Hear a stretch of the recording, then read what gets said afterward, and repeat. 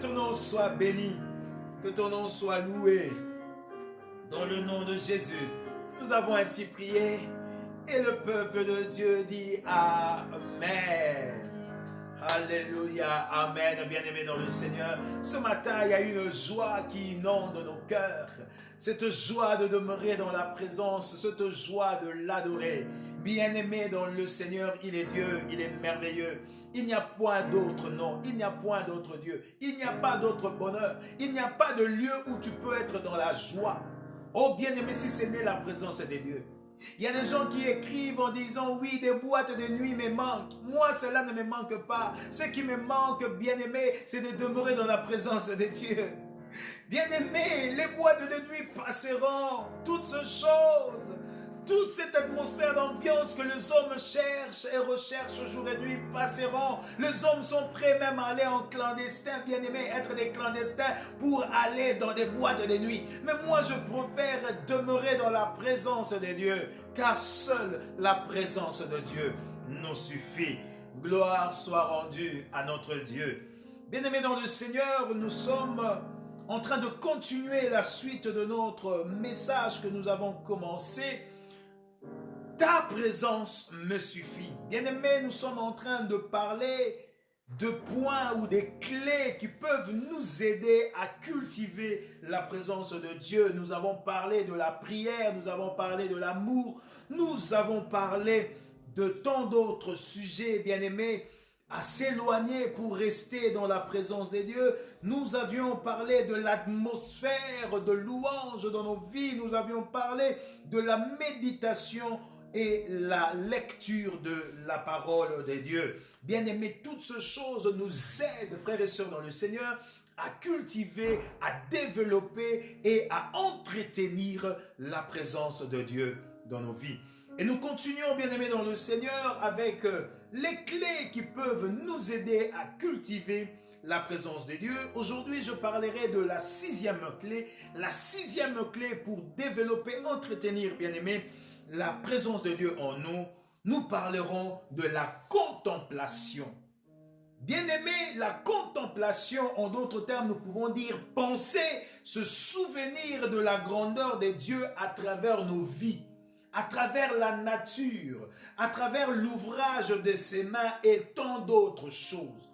Bien-aimés, cela nous permettra de demeurer dans la présence de Dieu et de la cultiver. Si nous ouvrons nos Bibles dans le livre de Psaume 143, le verset 5, David dit « Je me souviens de jours d'autrefois. Je médite sur toutes tes œuvres, j'ai réfléchi sur l'ouvrage de tes mains. » Bien-aimés dans le Seigneur, nous voyons ici David parler de ce souvenir de jours de l'autre fois. Il se souvient de ce que le Seigneur avait manifesté, sa bonté une fois dans sa vie. Je vois encore David se souvenir un jour en disant « J'étais jeune, j'ai vieilli, je n'ai jamais vu un juste abandonné, ni sa postérité mendier du pain. » Bien-aimés dans le Seigneur, nous ne devons pas toujours nous approcher des dieux pour mendier. Nous ne devons pas seulement nous approcher des dieux pour quémander, donne-moi, donne-moi, donne-moi et donne-moi. Il y a des fois, bien-aimés dans le Seigneur, nous pouvons être dans la présence de Dieu, en train de contempler sa bonté, en train de contempler ses merveilles, réaliser dans nos vies comment est-ce que Dieu a été fidèle et bon. Bien-aimés, des fois, je vous dis, et souvent, je vous dis, réalise un peu ta vie. Essaie de voir depuis que tu étais tout bébé, et même fœtus déjà dans le ventre de ta mère. La main de Dieu était sur toi. L'amour de Dieu te couvrait. La bonté de l'Éternel s'est renouvelée dans ta vie. Dès que tu as commencé à faire le premier pas sur terre, Dieu a été avec toi. Dieu t'a épargné de danger. Comment cultiver la présence de Dieu? C'est lorsque nous commençons à remémorer l'amour de Dieu, à penser aux bienfaits de l'Éternel, à se souvenir des choses, des bontés de l'Éternel. Bien-aimés, vous savez, rien que le fait que nous pouvons nous souvenir de ce que Dieu a fait dans nos vies, cela nous permet et nous pousse aussi d'adorer le Seigneur. Pour développer cette intimité, bien-aimés, nous devons nous souvenir de son immense amour immuable dans nos vies. Il est important, frères et sœurs, que lorsque tu adores Dieu, que tu te souviennes de ce qu'il a fait dans ta vie. Bien-aimé, j'aime toujours dire que je me souviens de là où le Seigneur m'a tiré, de là où il m'a pris, de l'amour où je me trouvais. Il m'a tiré de là, il m'a fait sortir d'une vie, bien-aimée, médiocre, une vie qui n'honorait pas le Seigneur, une vie catastrophique. Mais c'est de là où le Seigneur m'a tiré. C'est pourquoi des fois quand je réalise à cela, je me dis la main de Dieu est sale. La main de Dieu est sale, mais cette saleté de la main de Dieu, c'est pour toi, c'est pour moi qu'il a été nous chercher quelque part, là où il y avait la boue, là où il y avait des crasses, tout ce que tu peux dire. Mais la main de Dieu est allée là te chercher, n'est-ce pas merveilleux? La main de Dieu a été là pour te trouver. Il n'a pas regardé à sa position, il n'a pas regardé à sa sainteté, il n'a pas regardé son rang en tant que Dieu, mais il a accepté, bien-aimé dans le Seigneur, de mettre sa main dans la boue. Oh bien-aimé, une fois j'ai réalisé, je me dis, lorsque tu peux perdre même quelque chose de précieux, qui peut tomber dans la boue, comment tu fais? Est-ce que tu abandonnes la chose pour dire c'est tombé dans la boue, comme on aime dire, berk? Est-ce que c'est tombé dans la boue, je ne touche plus? Mais bien aimé, je crois. Et ça, c'est croire. Tu mettras ta main pour prendre ce qui t'est précieux là. C'est de la même manière avec le Seigneur. Nous sommes tellement si précieux aux yeux de l'Éternel. La Bible même nous dit, nous sommes la prunelle de son œil. Étant la prunelle de l'œil de l'Éternel, Dieu nous prend tellement, il nous chérit, nous sommes tellement précieux. Peu importe là où nous pouvons nous trouver, Dieu est allé nous chercher là. Voilà pourquoi je disais, frères et sœurs dans le Seigneur, que la main de Dieu est sale. Mais dans la saleté de la main de Dieu, c'était pour toi et c'est pour moi. Et c'est de là que le Seigneur nous a tirés. Et quand je vois toutes ces choses, je me dis, il y a de quoi je dois adorer Dieu. Je dois contempler sa bonté. Il y a un chant que j'aime qui dit, quand je contemple ta sainteté, quand je contemple ta bonté, et quand toutes les choses pâlissaient à ta lumière, quand je trouvais la joie près de ton cœur, moi qui n'avais pas de paix, quand je m'enveloppe de ton amour, et quand toutes les choses pâlissaient à ta lumière, oui, je t'adore,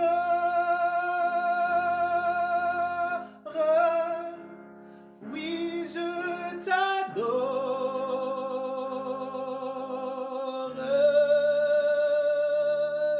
Si je vis, Seigneur Jésus, c'est pour t'adorer.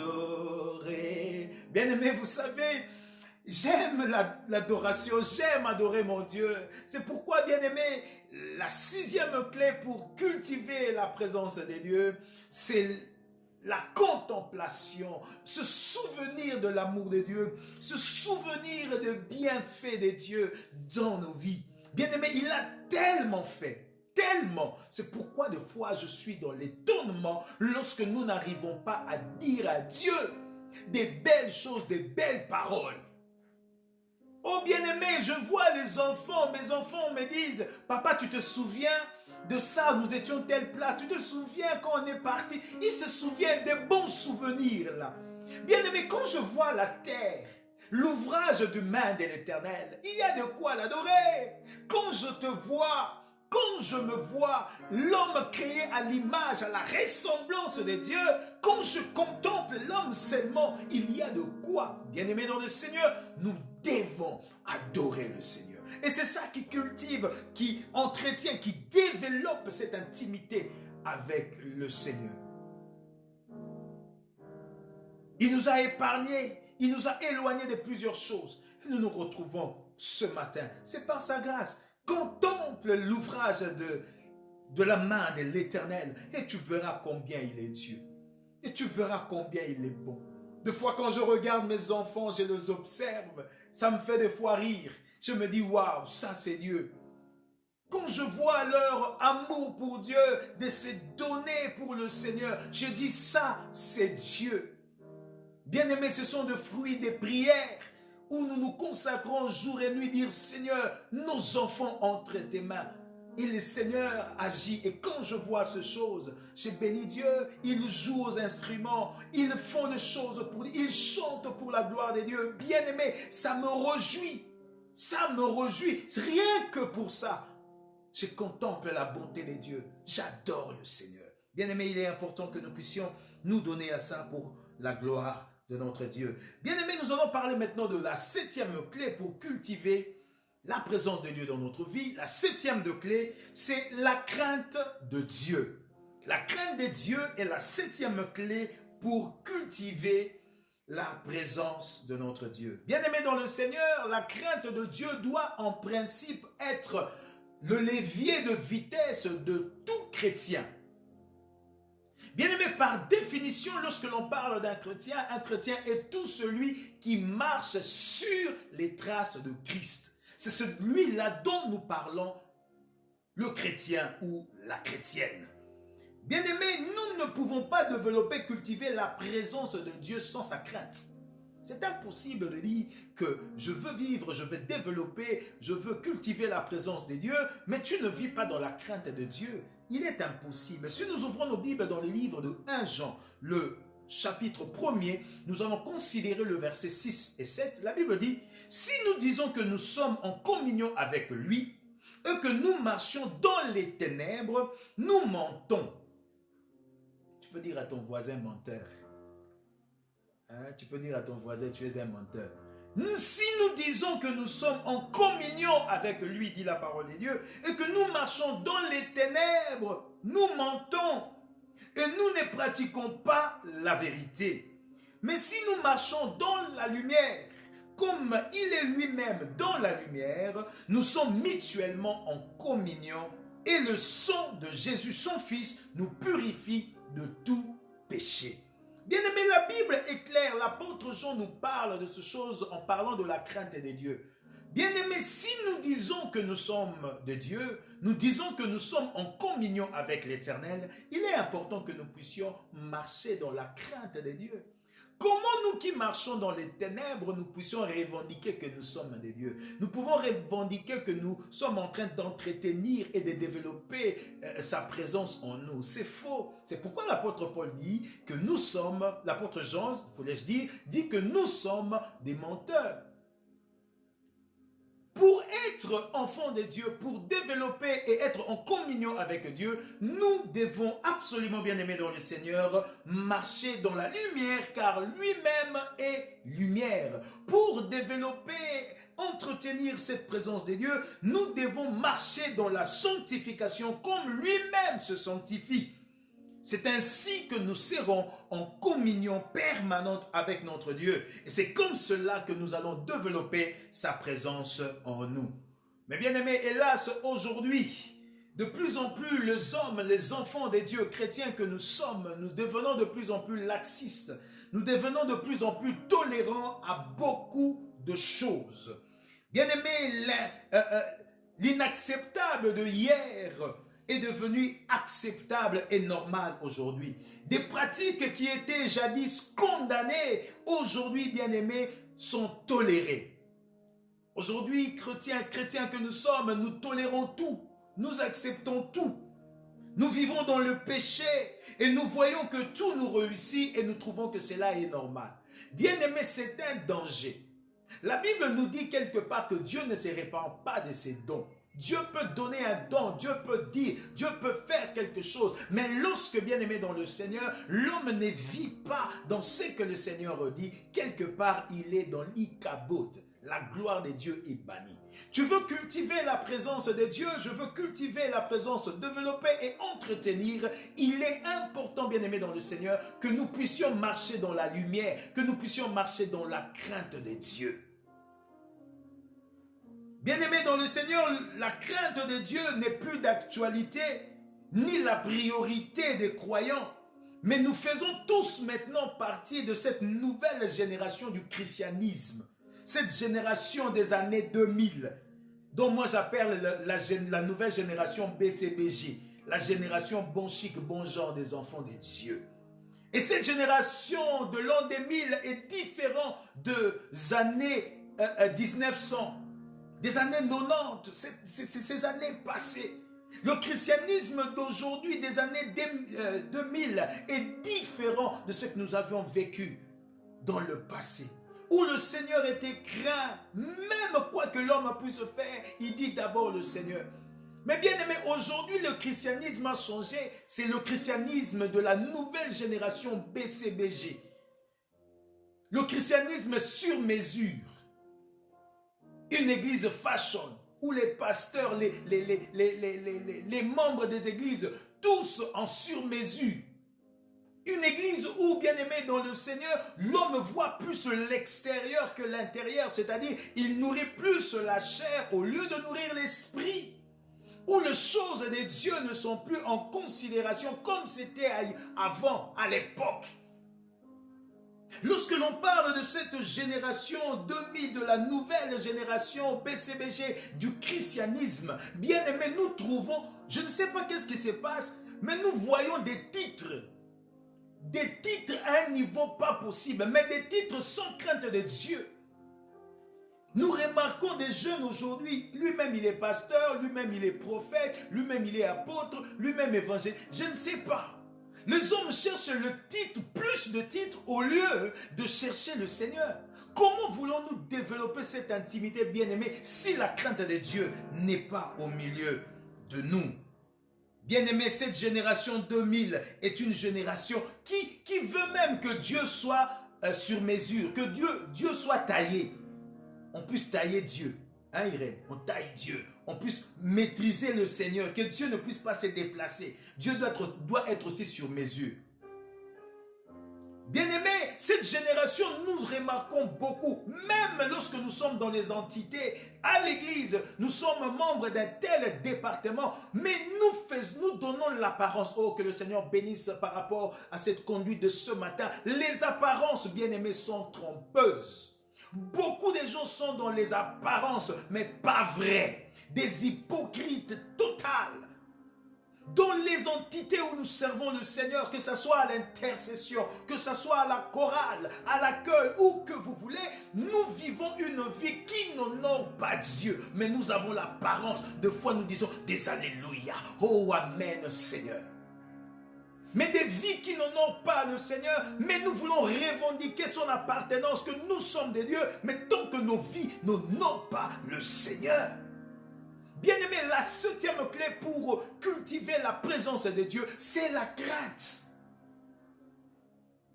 Aujourd'hui, les gens ne craignent plus le Seigneur.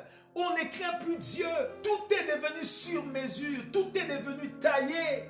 Nous arrivons même à discuter les règles que Dieu a établies, les principes divins. L'homme commence à discuter, à essayer de développer, voire même à dire que notre Dieu est différent. C'est comme si le Dieu de 4 saisons, dont le Dieu de l'Europe, là où il y a 4 saisons, Dieu est plus tolérant que le Dieu de l'Afrique ou dans des régions tropicales.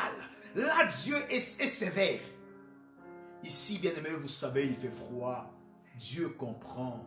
Il fait froid. C'est normal. On peut vivre dans des concubinages. C'est tout à fait logique. Vous savez, il y a trop de problèmes en Occident. Dieu comprend. Mais là-bas, en Afrique, il fait chaud. Dieu est un peu plus strict par rapport à nous parce qu'il ferme un peu les yeux. Parce qu'il comprend lui-même. Il dit, malheur, si l'avènement arrivait pendant l'hiver. Vous vous imaginez, Donc nous voulons prendre Dieu, commencer à développer Dieu en lui disant, non, ici c'est normal parce que le Dieu de l'Occident, le Dieu de 4 saisons, la génération de 4 saisons.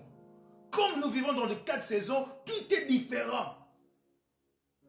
Même lorsque nous voyons les gens adorer le Seigneur, dans la nouvelle génération BCBG du christianisme, vous trouvez que même les gens adorent bien calculé, c'est bien contrôlé quoi. C'est pourquoi c'est cette génération où quand même quelqu'un adore, quelqu'un se prosterne, il le loue, il saute. On dit mais qu'est-ce qu'il fait? Pourquoi ça? Il faut se contrôler. C'est ça la génération actuelle. La génération où nous voulons plus mettre la chair devant, donner plus de volume à la chair que de nourrir l'esprit. Bien-aimés dans le Seigneur, que l'Éternel nous aide. Une génération où Dieu est censé nous comprendre, où Dieu s'est émancipé de ses règles. Il s'est émancipé de ses règles, il a changé. Cette rigueur-là, Dieu n'est plus bien aimé. Nous commençons à prendre Dieu comme un grand-père. Que le Seigneur nous aide, qu'il nous aide. Bien-aimé, Dieu est le même Dieu qui a agi et qui agit en Afrique est le même Dieu qui agit en Europe. Le même Dieu qui agit en Amérique est le même Dieu qui agit en Asie. Il n'a pas changé, il ne change pas, il ne donne pas privilège aux uns et il est en train de mettre les autres dans une situation de rigueur. Non, il est le même, il n'a pas changé.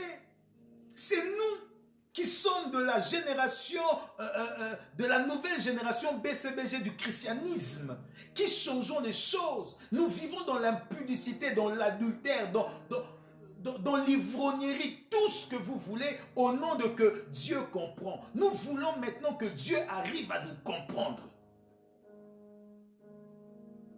Bien-aimés, ce n'est pas ça.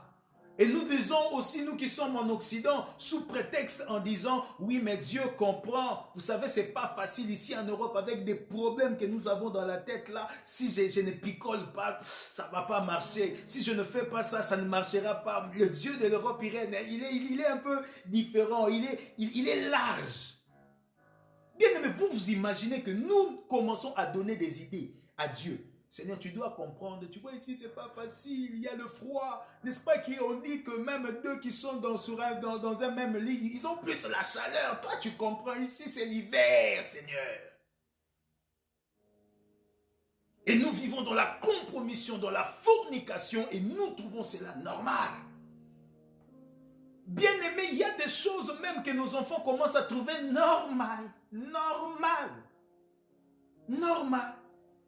Vous savez, bien aimé, je vais étonner. Ici en Europe, quand une jeune femme, 16 ans, 18 ans, n'a pas un copain, on trouve ça, c'est comme si c'est la sorcellerie. Vous imaginez? Une fille de 18 ans, 20 ans qui n'a pas de copain, ici on trouve que c'est de la sorcellerie. Ce n'est pas normal. N'est-ce pas, Irène? On trouve que ce n'est pas normal. Il y a des autres qui trouvent que c'est anormal, même à l'école.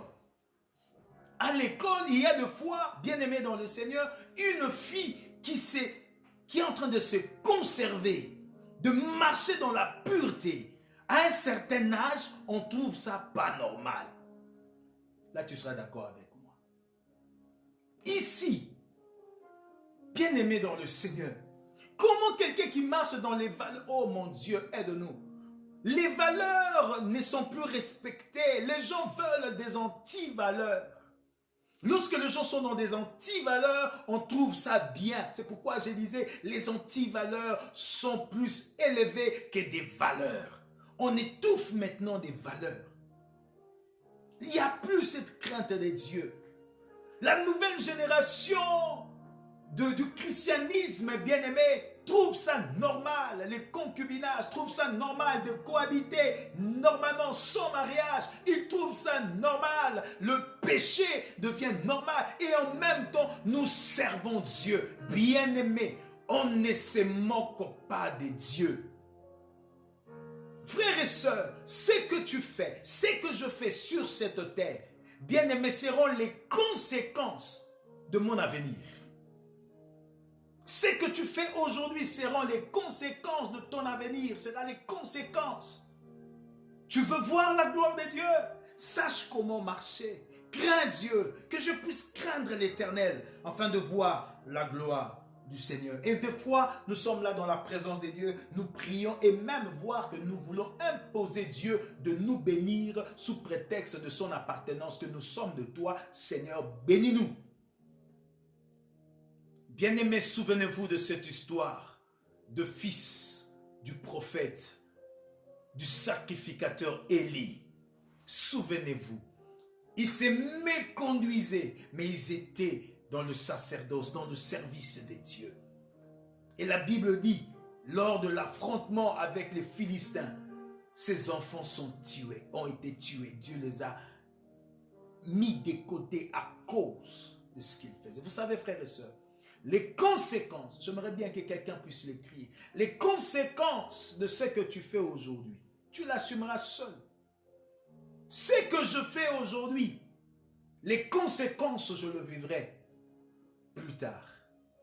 C'est pourquoi, bien-aimés dans le Seigneur, craignons l'Éternel, car la Bible déclare dans le livre de Psaume 34, le verset 6 à 10, quand on tourne vers lui les regards, nous aimons bien ce verset, on est rayonnant de joie et le visage ne se couvre pas de honte. Quand un malheureux crie, l'Éternel entend, il le sauve de toutes ses détresses. Écoutez maintenant la suite. L'ange de l'Éternel campe autour de ceux qui le craignent, qui craignent l'Éternel, et il les arrache du danger. Dieu arrache du danger ceux qui les craignent. Dieu campe tout autour, c'est-à-dire cultiver la présence de Dieu, entretenir cette présence. Nous devons marcher dans la sanctification, dans la crainte, afin que Dieu puisse tourner tout autour de nous. La Bible continue en disant, sentez et voyez combien l'Éternel est bon. Heureux l'homme qui cherche en lui son refuge. Craignez l'Éternel, vous ses saints, Église du Seigneur. La Bible nous recommande en disant, craignons l'Éternel, vous ses saints, car rien ne manque à ceux qui les craignent. Bien-aimé, tu veux recevoir de Dieu, développer cette intimité avec lui, crains l'Éternel. Lorsque nous craignons l'Éternel, nous voyons la gloire de Dieu. Et bien aimé dans le Seigneur, la 8e de clé par rapport à cultiver la présence de Dieu, c'est la foi. La Bible dit dans Hébreux 11, le verset 6, « Or sans la foi, il est impossible de lui être agréable, car il faut que celui qui s'approche de Dieu croit que Dieu existe et qu'il est le rémunérateur de ceux qui le cherchent. » Bien-aimé, la foi est l'élément capable de cultiver sa présence, car c'est par elle que nous savons que Dieu existe et qu'il est le rémunérateur de ceux qui le cherchent. Bien-aimé, pour demeurer dans la présence de Dieu, cultiver cette présence, nous devons croire que Dieu existe. Et pour croire, nous devons avoir la foi. Seule la foi, c'est le seul élément qui peut nous aider à demeurer dans la présence de notre Dieu. Et la 9e de clé, qui sera la dernière pour cette série de cultiver la présence de Dieu. La dernière de clé, bien-aimés dans le Seigneur, c'est la communion fraternelle. La 9e clé, la communion fraternelle. Entre autres, entretenir une relation avec les frères et sœurs dans la foi en Jésus-Christ.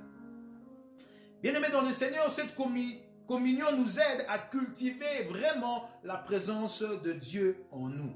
Vous savez, bien-aimés dans le Seigneur, de fois, ça nous arrive et souvent que nous sommes vraiment très faibles. Et lorsque l'homme est faible, qui n'a même pas de foi, le courage de se lever et de prier, bien-aimés dans le Seigneur, les frères et les sœurs peuvent nous aider. Rien que par leur chaleur, rien que par leur présence, rien que par leur témoignage, cela fortifie notre cœur, fortifie notre âme et nous aide aussi à nous relever pour continuer la marche.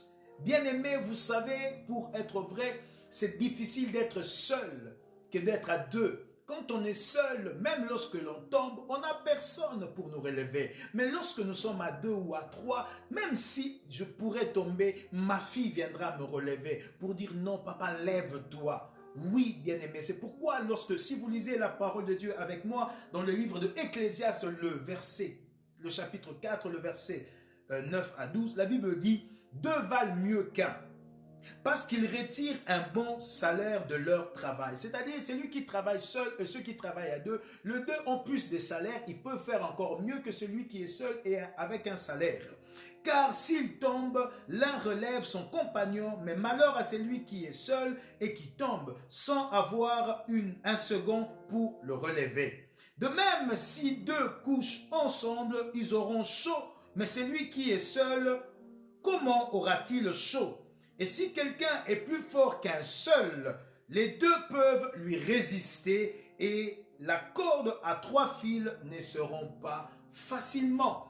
Bien-aimés dans le Seigneur, il est important pour cultiver la présence de Dieu, nous avons besoin des frères et sœurs.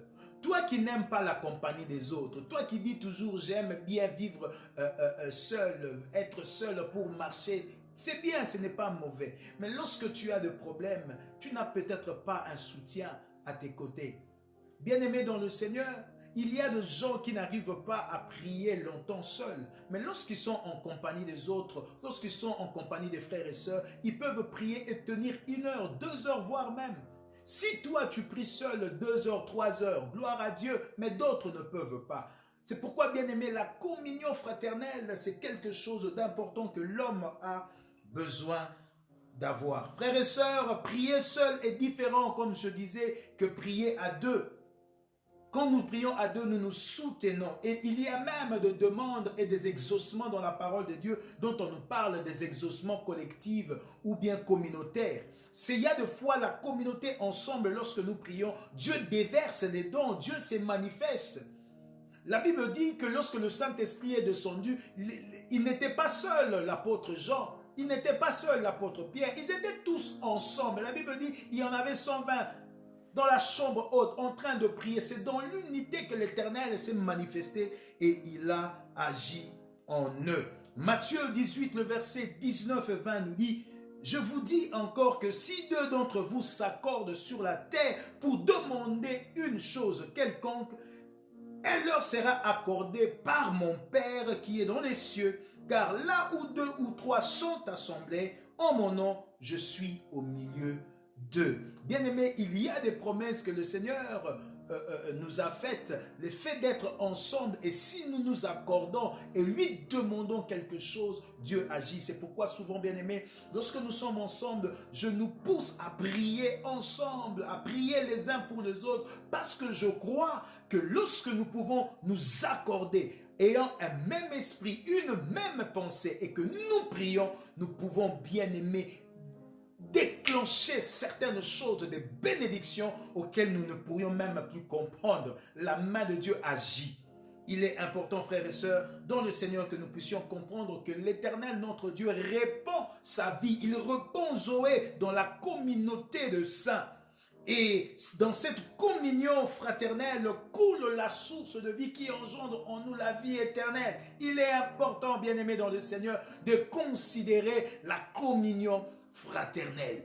Et vous savez, souvent les gens qui n'aiment pas, qui disent « moi je n'aime pas la communion fraternelle », ainsi de suite. Si tu essayes bien de voir, sa vie n'honore pas le Seigneur. En fait, c'est ça. Il ne veut pas que l'on découvre qui il est. En vérité, il ne veut pas qu'on découvre ce qu'il fait. C'est pourquoi il y a des gens comme ça, j'aime pas comme la communion fraternelle. Mais pourquoi, bien-aimé? Vous savez, quand on est ensemble, on s'aide en fait. En vérité, c'est ça. Nous sommes en train de nous aider. Et c'est important.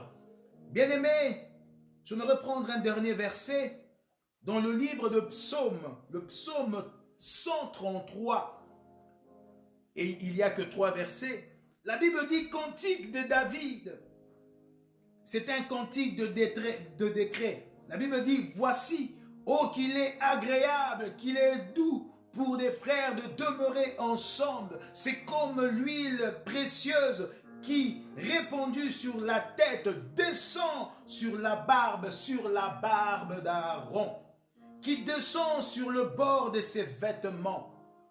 C'est comme la rosée de l'Hermon qui descend sur les montagnes de Sion, car c'est là que l'Éternel envoie la bénédiction, la vie pour l'éternité.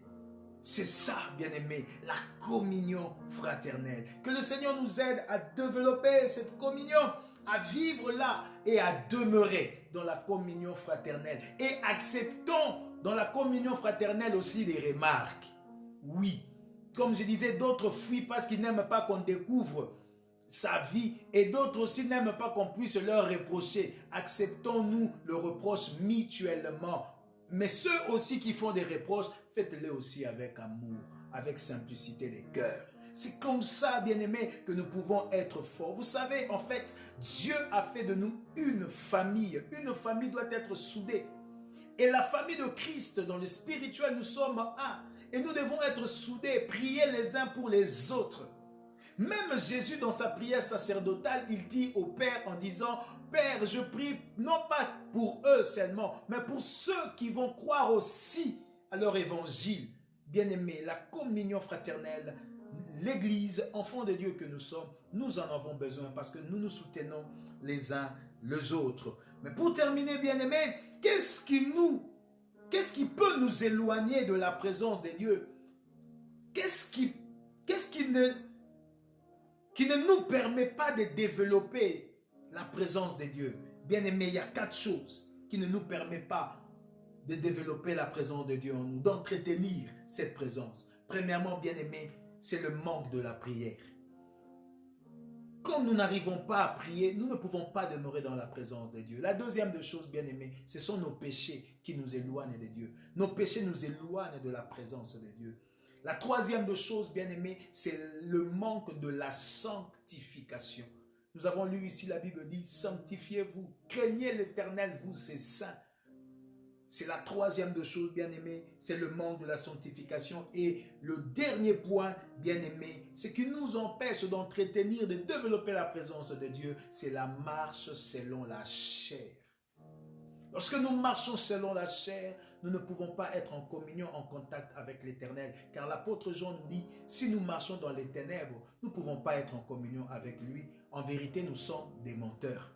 Alors, bien-aimés, soyons des gens de la vérité, marchons dans la lumière, et c'est ainsi que nous allons demeurer dans cette présence de Dieu. Que l'Éternel, mon Dieu, vous bénisse. Bien-aimés, j'aimerais juste que tu pries en disant à l'Éternel, Seigneur, fais-moi du bien, à apprendre à contempler ta bonté. Aide-moi, Éternel, mon Dieu, à la communion fraternelle. S'il te plaît, à craindre l'Éternel. Prions et avoir la foi. Père Saint, merci. Merci pour ce que tu as accompli. Merci pour ce que tu fais. Je bénis ton nom, Éternel Yahweh, pour la vie de tout un chacun. Et je prie que cette parole puisse trouver une place dans le cœur de mon frère et dans le cœur de ma sœur. Afin que cette parole puisse germer, Éternel, et produire des fruits dignes de la repentance. Sois béni, notre Dieu, pour ce que tu as accompli. Que l'honneur, la gloire ne revienne qu'à toi. Au nom de Jésus-Christ, nous avons ainsi prié. Amen. Que le Seigneur vous bénisse. Bon dimanche à toutes et à tous. Et nous nous retrouvons la prochaine fois. Soyez bénis.